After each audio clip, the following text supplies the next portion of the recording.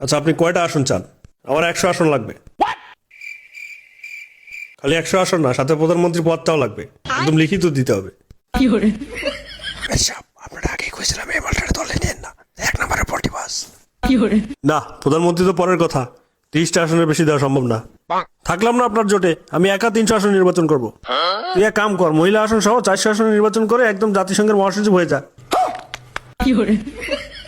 400 না হুজুর, ওই যদি 3টা আসন জিতে দেখাতে পারে, আমি আর এই দেশেই থাকবো না, ইন্ডিয়া চলে যাবো। गजब बेइज्जती है। আচ্ছা, আপনার জোট থেকে বের হয়ে গেলেন কেন? জামাতে ইসলাম শরীয়ত বিরোধী দল, এরা ইসলাম থেকে বিচ্ছিন্ন, এরা সব কাফের। এদের সাথে যারা জোট করবে তারাও কাফের। চুপ কর ভণ্ড কোথাকার। যুগে যুগে আলেম ওলামারা যতবার একত্রিত হওয়ার চেষ্টা করেছে, ততবার তোরা পিছন থেকে ছুরি মেরেছিস। এখন আসন না পেয়ে কাফের আর শরীয়ত বিরোধী ফতোয়া দেওয়া শুরু করেছিস।